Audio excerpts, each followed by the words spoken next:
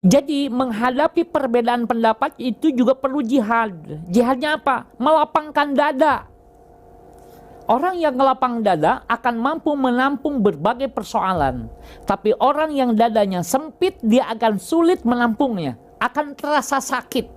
Nah, maka oleh sebab itu keharusan kita mengkaji dengan integral, dengan menyeluruh atau bahasa kitanya secara kafah, itu menjadi sebuah keniscayaan.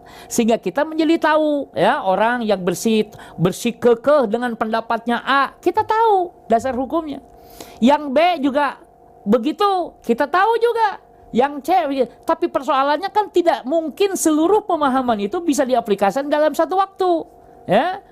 Maka bisa jadi kita katakan, ya, kita semua sepakat bahwa semuanya dikemukakan memiliki dasar hukum.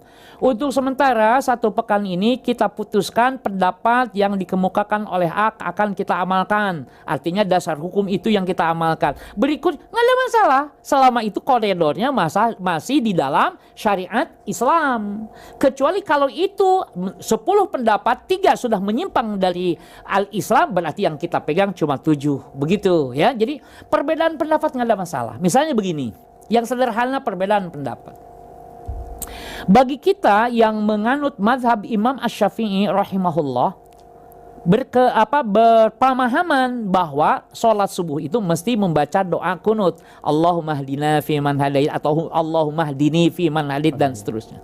Adapun mazhab lain tidak memandang bahwa membaca doa kunut subuh itu adalah sunnah, sehingga mereka tidak baca doa kunut, gitu ya, tidak baca doa kunut. Nah, tapi bagi orang yang mengerti, gitu kan, misalnya saya orang yang memahami disunahkannya, disyariatkannya membaca doa kunut subuh, maka ketika saya bermakmum kepada mereka yang mengimami biduni doa kunut, tanpa doa kunut, maka saya tidak menjadi masalah karena tahu juga persoalannya, gitu ya.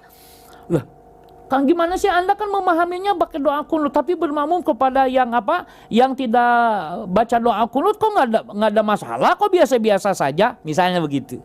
Karena memang di awal-awal pemahaman kita, artinya kajian keilmuan mesti begitu awal-awalnya. Itu beda pendapat namanya. Nah, maka begini akhilal habib, yang harus dipahami adalah yang bertanggung jawab dalam masalah itu adalah imam, gitu ya.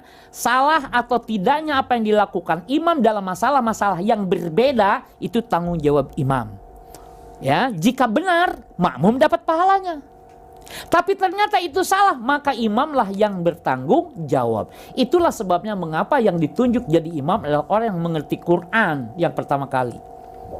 Kalau sama pemahamannya, yang paling mengerti hadis dan seterusnya dan seterusnya. Ya, itu alasannya mengapa yang jadi imam itu yang ditunjuknya seperti itu, karena dialah yang akan mempertanggungjawabkan. Ya, dan saya pernah, mohon maaf ya, mengimami seorang ulama, saya sebut ulama, madhabnya madhab Imam Asy-Syafi'i. Nah, yang menjadi persoalan waktu itu adalah perbedaan membaca Bismillah. Saya waktu itu mengaplikasikan bismillahnya sir. Sementara beliau memahami bahwa bacaan bismillah, gitu kan, itu adalah harus jahar. Dan saya tidak memperpanjang persoalan. Oh, taib, jazakallahu khairan. Karena sebenarnya pemahaman saya bahwa ada riwayat bahwa Nabi pernah membaca bismillahnya sir. Sebagaimana juga Nabi pernah membaca bismillah itu secara jahar. Dua-duanya ada dasar riwayatnya. Tapi saya dalam masalah ini tidak ingin memperpanjang persoalan, sehingga saya katakan jazakallahu khairan Syekh, gitu ya. Jadi saya kira nggak ada masalah ya dalam masalah itu. Ketika kita mengetahui yang jadi masalah itu, ketika kita ada yang kita pahami, kemudian ada sesuatu yang tidak kita pahami, itu yang jadi masalah. Sesungguhnya tidak apa-apa kalau sampai di situ, tapi kalau kemudian kita sudah mulai menjustifikasi, memberi hukum kepada pemahaman yang berbeda, maka itulah kajiannya harus mendalam, gitu loh. Jadi harus sampai kepada tingkat mana yang lebih rajih, begitu ya. Demikian saya kira yang dapat saya jelaskan. Wallahu a'lam bissawab.